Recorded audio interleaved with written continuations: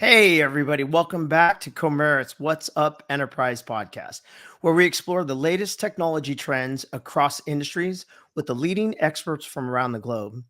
Today's going to be incredible, actually. We've got DCat here, a very accomplished music professional, producer, someone who's toured with the likes of Earth, Wind, and Fire, the Jackson family, one of my favorites, Natalie Cole, and many, many others. But we're going to get into some stuff. This is going to be probably, we've had some really good podcasts. I think this is really interesting because I love music for one, but it's rare that you see across industries where they have so much understanding in all of the different technologies that you're out there deploying as technical strategies as they roll out, things like artificial intelligence, things like blockchain.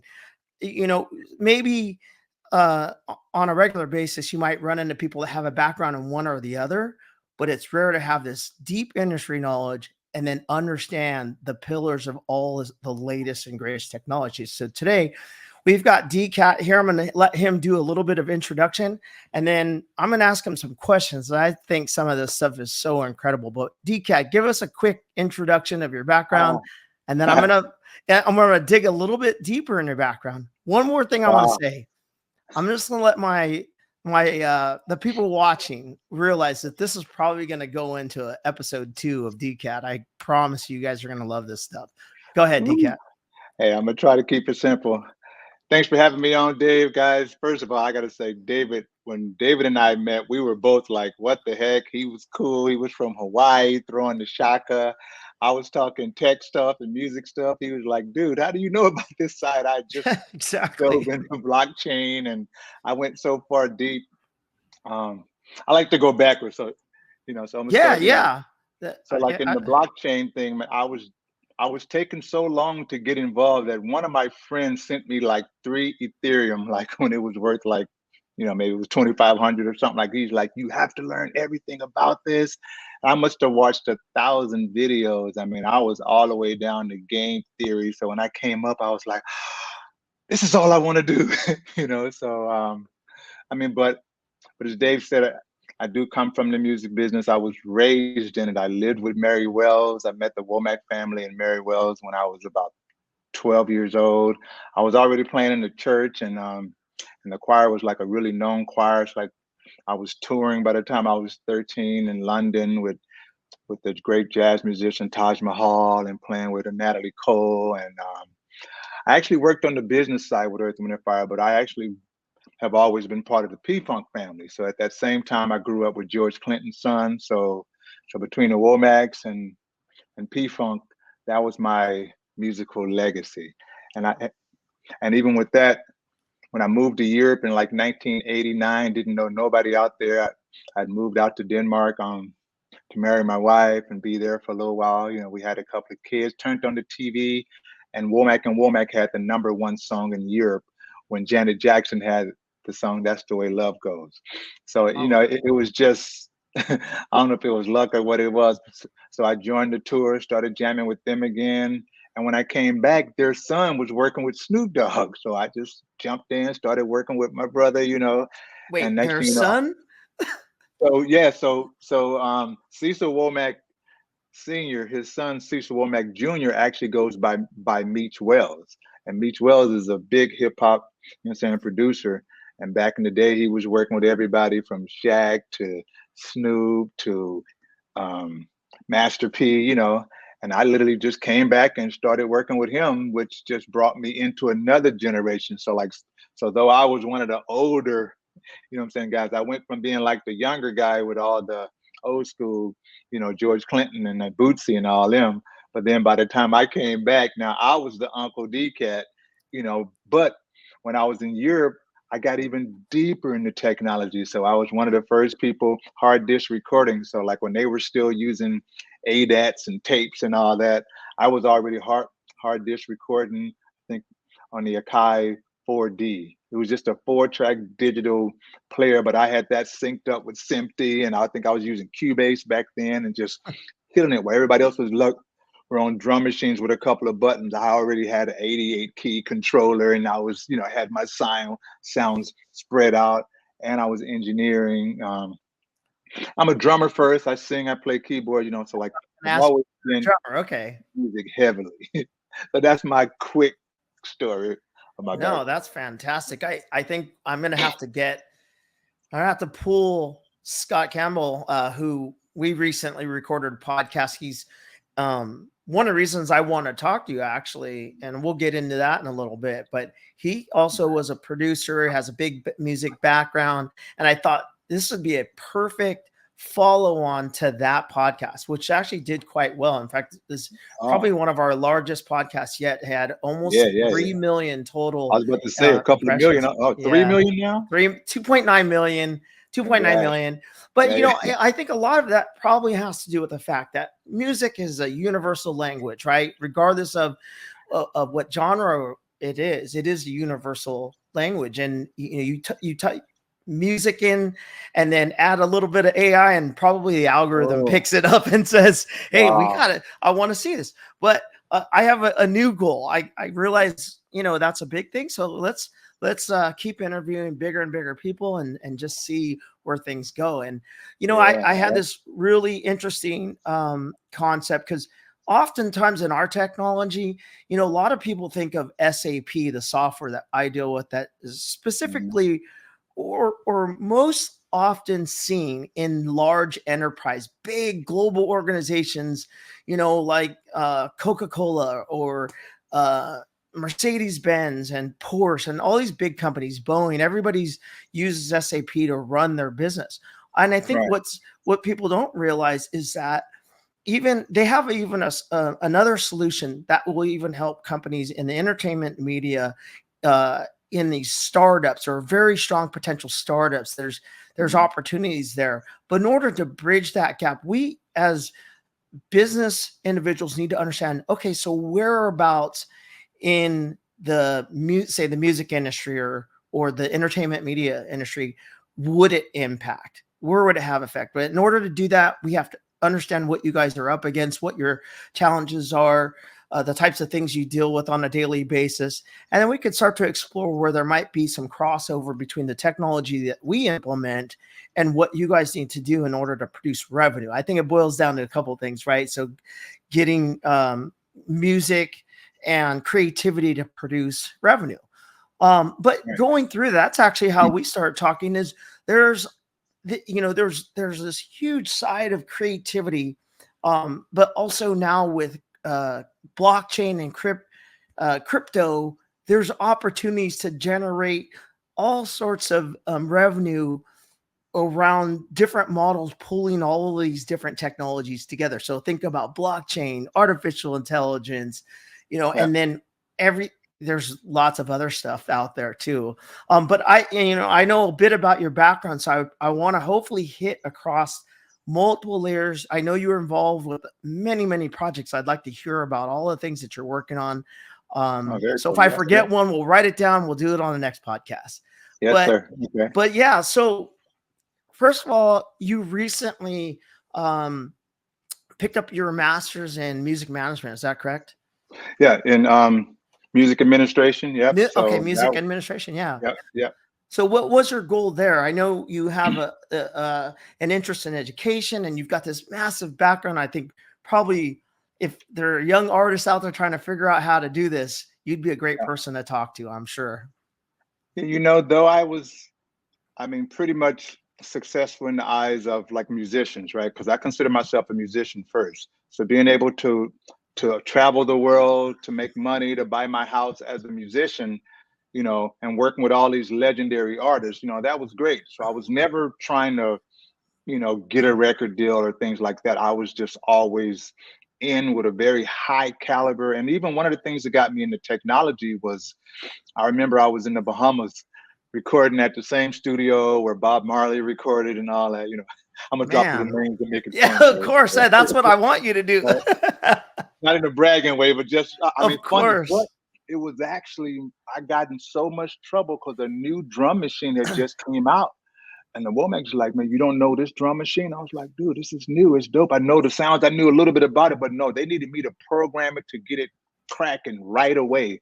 And I was like, oh, trying to find out, reading manuals. We finally got it together, but afterward, he's like, you can't let that happen anymore. You got to be up on everything that's happening.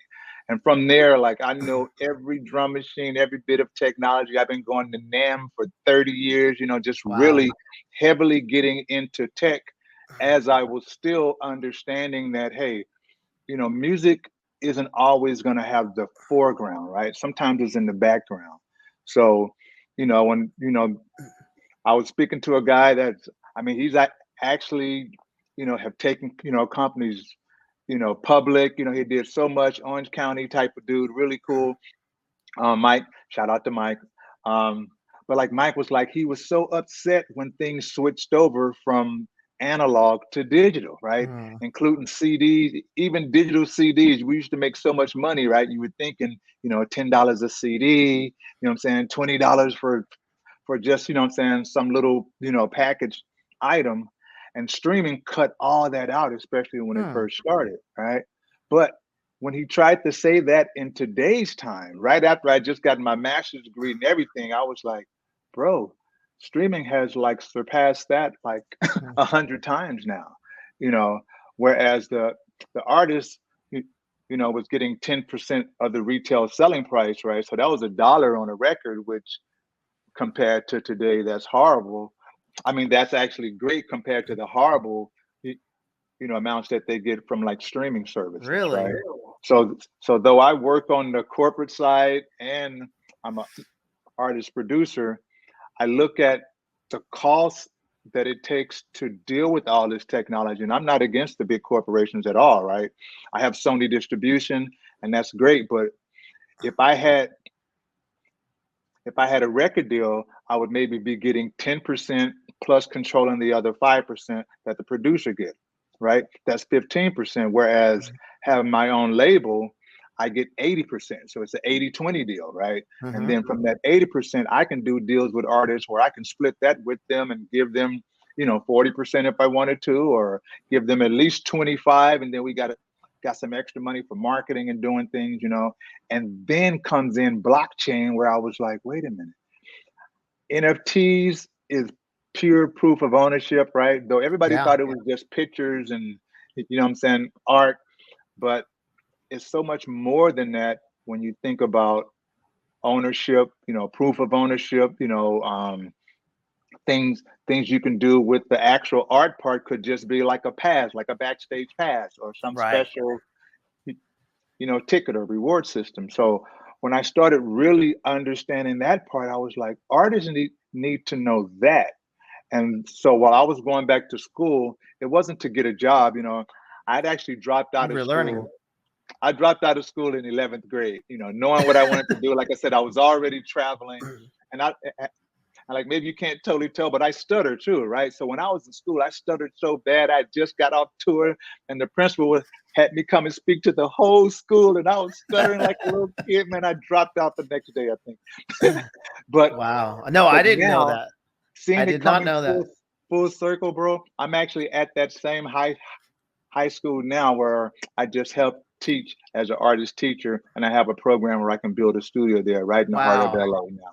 So that's the reason that I went back to school. Wow. So can we go back a second? You were started to talk a little bit about analog versus digital. And I had this conversation with my brother-in-law, and I actually agree. The analog version, if I go back and listen to a record, at least in my mind, like there's something special, a quality difference in that whole, the record, the actual marks in there. I still kind of think, I want to get your opinion on this. I think that sound is actually more crisp than what we hear on the digital side of things. What's interesting, that what we hear and what we feel from analog is really noise, right? So if digital cleaned up all of this stuff and made it perfect, right? It took out the noise, it took out the warmth. That stuff we're feeling. Right. I would argue nowadays that digital has grown up a lot. So now if you put those two mediums next to each other, it would be extremely hard to tell unless you're a super purist and you know what I'm saying? Maybe those people do have incredible hearing and they could hear something there that you don't hear on the digital side. But yeah, digital, first of all, the even you when you say that like you're getting up to like, you know, 20K or whatever, but there's also this headroom, there's an atmosphere, right? That's why when they do a film, they'll just go and they'll just shoot just the room or just the background of the city or whatever, right? So there's all these little noises and these little hisses and things that add either more space or ambience or whatever. And digital didn't really capture that in the same way as analog did. Maybe now, like I said, I'm Well, like, I was going to save this more towards the end to talk a little bit about where we're going with AI, but maybe we'll approach the subject now. no, let's get it on.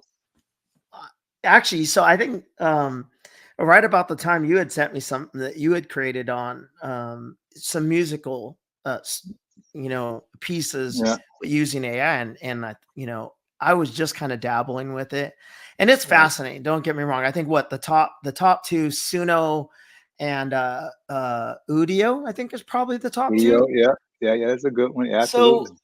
So, I've actually created quite a bit of pieces now myself using AI because I play guitar. I'm not professional.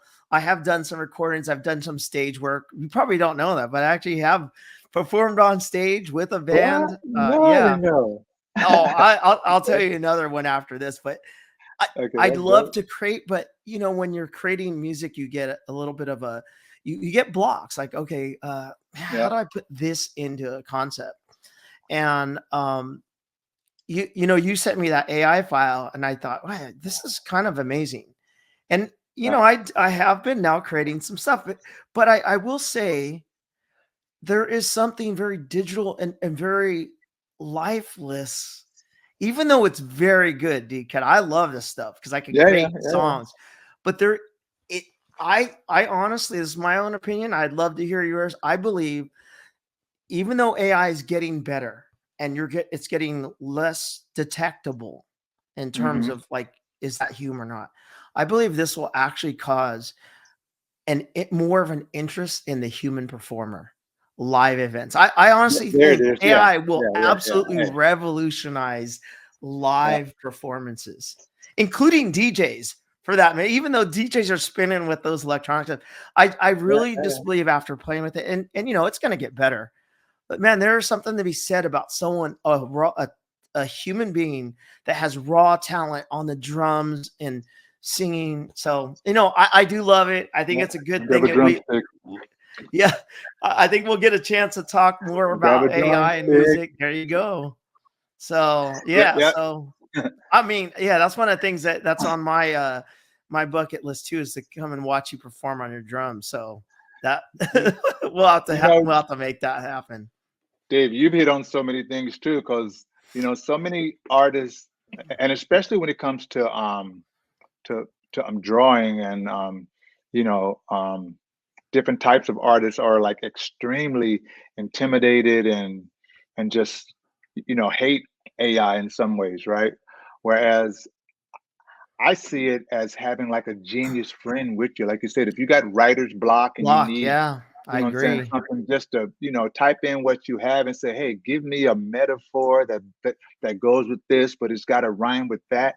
Yeah, you can go through your song rhyming books and everything, but you're not going to get as many examples as ChatGPT or somebody's going to give you right away, like boom. And I say somebody because I consider it like having a friend, right? That can help me with something. That's a good analogy. Yeah, that's actually, I mean, sometimes you can't call your buddy up that late and say, hey, listen to this, but you have an AI that can do that. And then if you are really creative, right? Like your mind works a certain way. And if you're working with any kind of machine learning situation, right, that should just be even more fun. So like whatever you're doing, it's not going to replace you. It should just be enhancing you.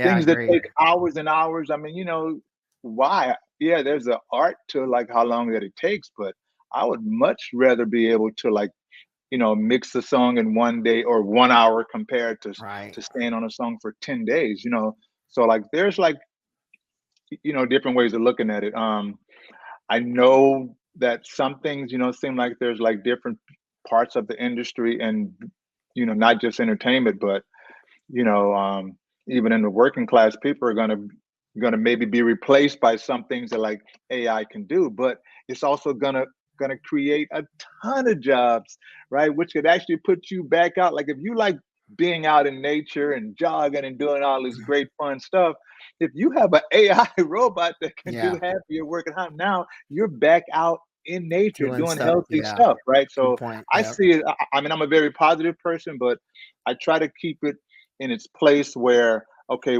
how can I, even if I had to do prompting or one thing that I really like about AI vocal, like you said, when it comes to the stuff that I've seen in, and the way that I like working with it, right? I've had times where I write songs for like, I'm saying, female artists, and sometimes you want to demo the song, but if I sing, I'm gonna sound like some, Prince or something like that, just like somebody with a high voice, a guy with a high voice. Whereas if I can have an AI preset, of a female that I want it to sound like, that's incredible. You see what I'm saying? So Yeah. That now is whether I want to incredible. build a whole project, like that, it shouldn't make a difference either because Right. the industry is already flooded, right? There's Right. thousands of songs coming out every day. And if you don't have a budget or the right connections or whatever, those songs, they're not really going to do anything to move the needle anyway. That's the bottom Right. line, right? So like if you understand that, now understand, but if I have talent and if I'm using some incredible tools, it's the difference between somebody telling you don't use power tools, always just use a hammer and a screwdriver. I mean, that's ridiculous. I actually, it's a great point, and I actually I look forward to seeing some of this music coming out that has like, obviously people have incredible music talent along, Yeah, with yeah, it. I want to see what those people can actually do because I'm, the technology is incredible. And I think there's right. more and more use cases that we're going to start to understand and unfold to do exactly what you're talking about. Mhm. We can use artificial intelligence to actually take away some of the mundane tasks that we're focused on Right. and give creativity back. In our space, like we deal a lot with analytics, predictive analytics, advanced analytics, and Mhm. there are a lot of things in that process that we can optimize using algorithms and then let the humans come back with their creative way to solve what they might be analyzing through this Hey, technology. So, dude, that's I why I love mean, talking to you about this type of stuff because the average tech guy may not feel the same way coming from a creative standpoint only, right? I right, mean, right. I was speaking to a music library. I was so hyped about an AI project that I was putting together actually as one of the finals in our master's class. Oh Shout yeah, out that's to right. yeah, Yeah, I was going to talk to you about that. right, So yeah, yeah, Daisy, right. So like yeah. what I'm saying, we're doing a project. Shout out to Cal State Northridge. All um, right. yeah. So yeah. So so bro, we wanted to like have a music library, based on AI helping you get that final song, right? Because a lot of people are concerned about stems and stuff when you're talking about major, production. You want all the instrumentals a- and all the pieces. I'm separated. Like if you're a music producer, right? Or like a film company, they're gonna need stems, something like the acapellas and the instrumentals and all that. But if you're a podcaster or someone, maybe like you're a rapper and you just really need a really dope trap beat, right? I felt like, man, AI could do that part easily, especially if you give it, great loops and songs to reference while the machine learning, which that was what, a year and a half ago. Now it's already doing all that easily, right? So like I saw us trying to do it more like I call it a layer three, right? There's already great projects out there. Like if I was trying to start a new, you know, AI project, I don't think I should have to start from scratch. Even if I need to make my own algorithm or something special that's like my IP, I would still want to use some platforms that are out there that I believe in, that I like. Maybe I already got stock in that company. How can I, use that? I mean, think about it. Makes me think about Napster, right? Napster took three existing technologies and came up I with remember, something new and changed the whole industry, right? yeah, I You remember know what I mean? Napster. Yeah, it's awesome. So Yeah. yeah, so like, you don't have to like completely make something from scratch. Like if that's your forte, like if I'm partnering up with some engineers and they have all this, tech and algorithms ready to go, but they need input, like they need to know what to do with it, then cool. You, we can start there. But like we were talking about that too. It's like how do you then make it sexy or make it simple where the average person is going to want to use it. So I'm thinking about things like that when I think about using AI, especially in all the creative ways that it can be used. So okay, so you touched upon something, and I heard you talk a little bit about this, but it's reminding me to go back to something that I know you have particular interest in, and that's around the blockchain. And then people talk about there's layer one, and then there's layer two, and then you introduce this thing called layer three, which Yeah. we'll talk about. But so I mean, you've got a ton of different projects, and I maybe on our next one I'll have you go through you've done some things with 3D capture. You've done some incredible things with Wow. sound. Really, Oh yeah. it's interesting because I'm looking at some of the stuff that you do, DCat, and it goes back and forth between our physical dimension and then our virtual world. And then you've got this one thing that's like taking the real world and then empowering it with some haptic devices. Yeah, and then we got to go to that, right? So It's not here yet though, right? People, they don't really want it. Like we thought we wanted it when we were stuck in COVID, right? yeah. Or Apple came out with their Vision Pro, which is ridiculous. Only my big homies got one of those like you. Yeah. Yeah, but No. I mean like when it really comes down to like you know, trying to stay a part of different technologies, right? There's this music platform that I'm working with. There's a sound company that has this embodied sound, right? It's called Edge Sound That's what I was going Research. to ask you if you're allowed Yeah. to talk a little bit about this. Oh I'd yeah, love to man. hear it. Edge Yeah. Sound Research is live and up and running, man. They were part of the incubator program with the NBA. You know what I'm saying? They've already raised their first round, man. We're like putting this thing in like theaters and stadiums. And it was also part of my final project in school. And Oh when I met them, man. that even pulled me further away from the music industry. I was like, man, I want to do this so bad. And I got to go to CES this year as an exhibitor, right? And I've always been going to like these incredible shows, as an artist pass or a guest or whatever. But there was a black businesswoman that pulled me to the side, and she has a company, and she worked with while Motorola and IBM, all these big companies back in the day. And she's doing her own hologram company now, her and like her partners at Engaged Media in Texas, right? And she really pulled my, shirt and said, hey, you have to realize that as a black man in technology right now, understanding what's going on and the possibilities and to be there, what I'm saying, you really have to keep going on that path because there's just not enough of all cultures getting this, right? Some cultures understand it hugely, and some countries dominate that part of the business, even over America, right? So like when I'm there, that's what's making me feel like, hey, you know what? I know that I'm an early adopter, but now I'm involved in helping spread the words about, what I'm saying, these technologies, not just for us to sell and make money on, but what I'm Mhm. saying, to teach and to inspire all cultures to get involved. Because it's not just black. What I'm saying, it could be Spanish, it could be all kind of different cultures that are just not involved.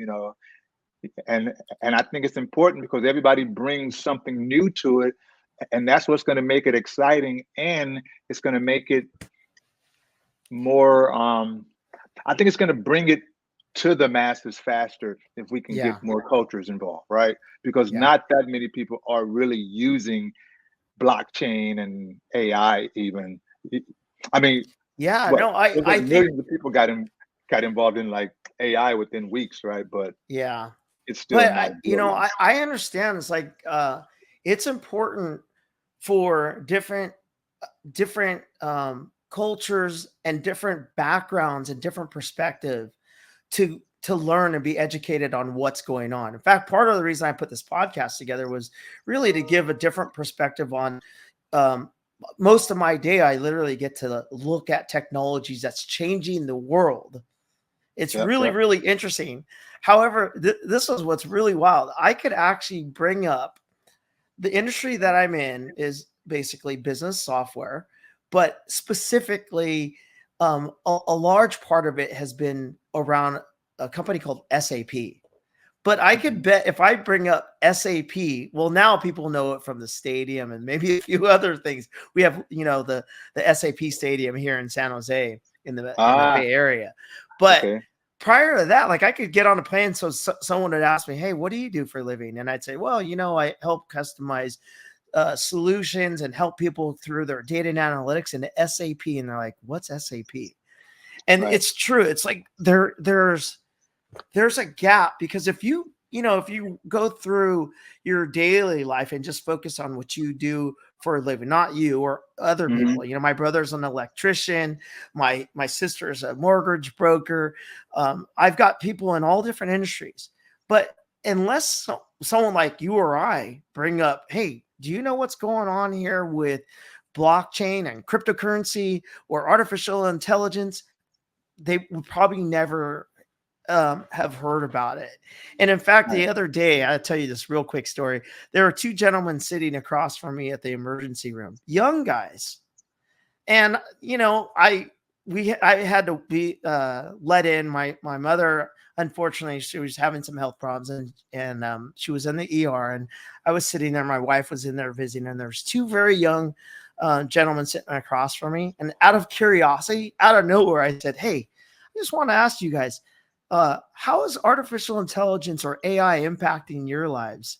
And they're like, yeah, I'm not sure. I go, well, do you guys use it all? And they're like, well, I've dabbled a little bit around Chat GPT, and then the other one's like, yeah, no, I really don't use it. And these guys were probably just graduated college, but I realized it's just a matter of what you work with in a day, right? So here these guys are. I think one of them was like studying for something for veterinary school. I forget what the other person was in, but they literally had no background on any of this stuff. And so I had to show them. I go, hey, let me just show you something real quick. Got right to work. I want you to think of any image that you want, and I'm going to create it right now using artificial intelligence. And their minds were blown. And I'm like, hey, what about music? What kind of music you like? I go, how about if you could create a song right now based upon any subject and any genre? And they're like, okay. And they gave me something, so I punched it in real quick. And within like, I don't know, maybe it was like 15 seconds, I played it back to them, and they're like, this is absolutely incredible. But they know, Yeah. I tried to get my son into what was the game with the fish? Remember the blockchain game that was going crazy with the little fish and you can trade them and all this stuff? Man. Gosh, that's wild. That project, is that thing still going? It was doing so good in the Philippines, right? Like it was changing the whole economy, right? Yeah. But then I like gaming, blockchain gaming is like a no-brainer, right? Like we know it's going to come on, but trying to get the kids to move from a Fortnite where they're buying, like, man, my kid was buying stuff, 14 to 15 years old, right? He was buying, dad, can I buy this here? You know what I'm saying? Jacket or this tool or this, what I'm saying, weapon or Oh, for whatever, right? inside the game? Yeah, for inside Yeah. the game, right? So they're Okay, buying yeah. all this stuff, but they don't own it. They can't trade it. They can't Yeah. sell it when they're done with it. Now, years later, he's not doing anything with it at all. If Yeah. that would have been a blockchain, you know what I'm saying, Right. product, I could have got all my money back and probably even Yeah. more, right? Yeah, Plus, because you would I would have have bought, vintage gear for yeah, some of those games. plus I could have bought the token, so then I would have ownership in some of that company. I mean, which is what I'm trying to do with the music company, and that's what I meant about layer three. Like, there's a lot of great music platforms out there, right? Let's say Audius is a great one, similar to SoundCloud, right? But I own the Audius token, and there's other major artists from Katy Perry, you know, saying Skrillex and Jason Derulo. Like, they put in millions of dollars into the platform, right? And it's growing, but it's growing in a nice little slow but steady way, right? Hmm. But you have ownership. You can then say, hey, I got this exclusive song, which I do with Snoop Dogg, right? So I got this song. I could put a version of that The song Snoop on. Dogg. Me and Snoop did a song, man. Dang, Matter that's of fact, I didn't crazy. even get to really release the song because this kid from Mongolia called me and was like, dude, man, how about if we make it into a TV show, right? So we made the song into a TV show called All or Nothing. I What? literally came back, and this was like 2016. From what we did then, bro, I just came back and put the down payment on my house. You know, like Oh it was just man. just like instant. And that just proves that there's so many revenue streams that like people they don't even know about. So Right. like you might set out to do one thing, but if you keep your mind open to what's going on in technology and the market and everything, and then that's when it comes down to guys like you too, right? When you need to sort through data and do some real research, then you Hmm. need to understand SAP, right? So all that Yep. data, man, that like we had to go through in school, like you can't just have a great idea and go try it anymore, right? Because Right. what if this, man, just cause it's raining more in California now, it doesn't mean that you go start an umbrella company, right? You're going to be up against Amazon and Yeah. all the Right. big brands and everybody else, right? So Yeah. It's like you true. have to understand that the combination of all these technologies together, right? Exactly. Yep. Then it becomes something incredible. That's like the tokenomics side Yep. of even a meme coin, right? You Yeah. still got to have some real business, you know what I'm saying, Right. numbers and Yeah, research no, going, you I know. agree. And in fact, that's one of the reasons I was so excited to talk to you because um I get to talk to some incredible leaders and people who are really good at like one particular technology, but very few understand how they can all possibly come together. Now, I understand that you've got some projects coming up. I don't know if you at liberty to launch that, but in our So remaining minutes here, we're coming up I to learned our this. I learned this from a publicist in LA, and everybody write this down. I don't care how big the business is. If you got a plan to do something, you let everybody know you're going to do it. You can give them the date and everything. And if you can't make that deadline, even if you have to move that deadline, guess what? You can do that.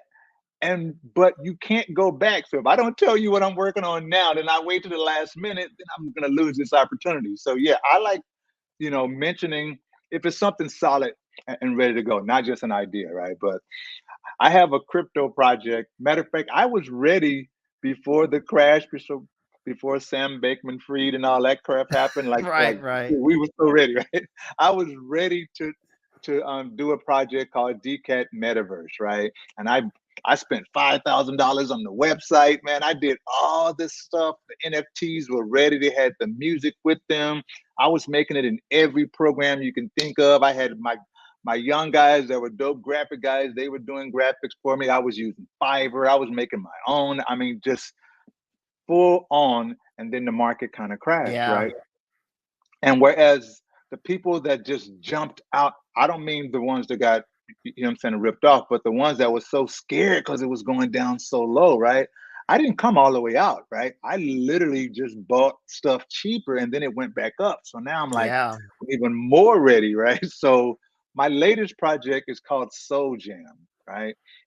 It's on the Solana blockchain. It's based on Solana, but um, my favorite blockchain is still Ethereum, right? So I just wanted something that like I could build on, right? So Hmm. um, Solana's real popular for what they're doing, but um, this is a way to like bring music publishing, music libraries, and artists to the blockchain, and partnering with like other music companies that are doing great things. Gala Games also has Gala Music, right?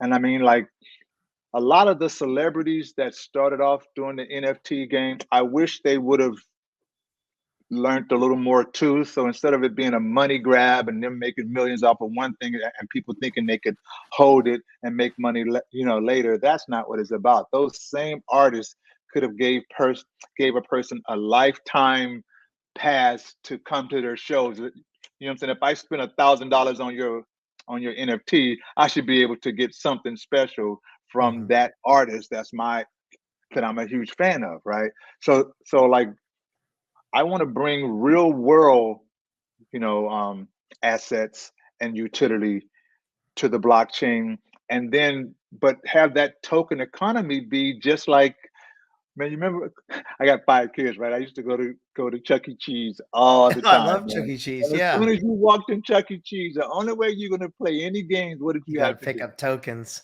You got to get them tokens, 5 gold right? tokens for $1. Man, and you gone, let the kids play. They safe, Yeah. security's by the door. It's like, Yeah.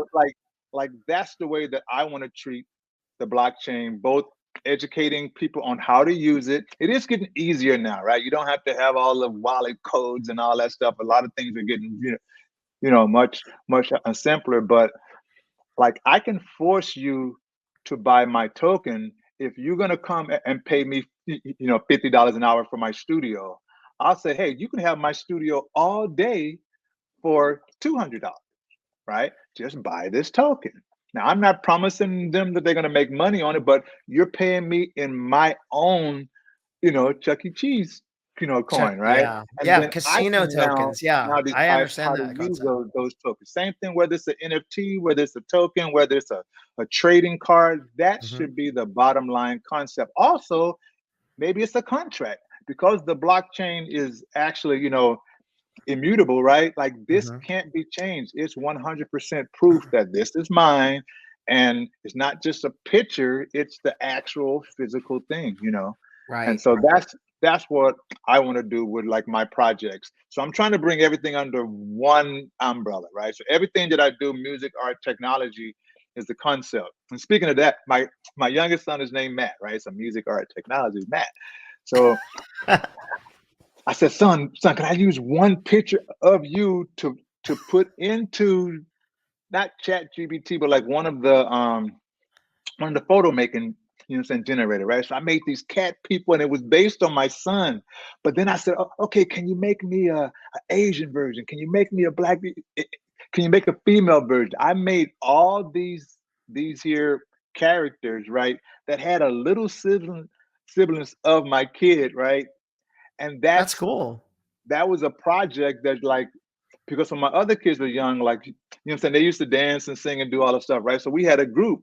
With my son now, he gets all this technology, right? So like he's got the goggles, what I'm saying, the supercomputer and all that. So like the technology, if we can share that with our kids, so now it's not just our kids having the latest and the greatest, we get to play with these toys too, right?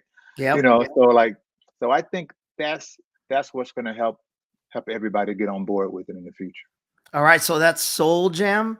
Is that So, yeah, dude, so I'm doing a pre-sale. I'm trying to get it going in the next couple of weeks. So soljam.io. If you go to okay. SOL, soul like Solana, SOLJAMM, jam like Just a Minute Music, which is our library. So Just a Minute Music library is about to join forces with Soul Jam, Wow. and that's going to be where artists they can own their own music. They can come to live events. So, bro, we'll be in Vegas, Dave, doing parties and dance shows and So we broke all it kind of first stuff. then, right?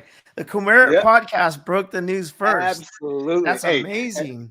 matter of fact, I will whitelist anybody that comes through Comerit. You get the best of everything. Tell them Dave Wow. sent you. Send me an email, DCat at DCat Music, or you can find me everywhere. I'm just DCat Cornelius. No, right on. Well, hey, listen, I know we ran a little bit over time, but I really Yeah, appreciate you coming on. I look yeah, forward yeah. to scheduling another podcast where we can get into some more of these details and I know, talk bro. We more only scratched the technology. surface and all kind of stuff. Oh man. But yeah, And you can that's edit good. some It's a of it out. good Hey, setup. I won't hold it against you if you need to edit some out, bro.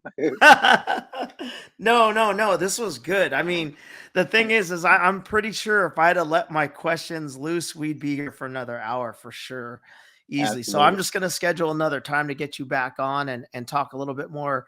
What are some of the next steps and other things that you're Yes, sir. working on. And again, like I said, I really wanted to. I just thought you had an interesting background that my audience, particular the Comerit group, they don't often get to hear. They might hear about AI, but they don't really hear, is the music industry, is entertainment doing anything with this stuff?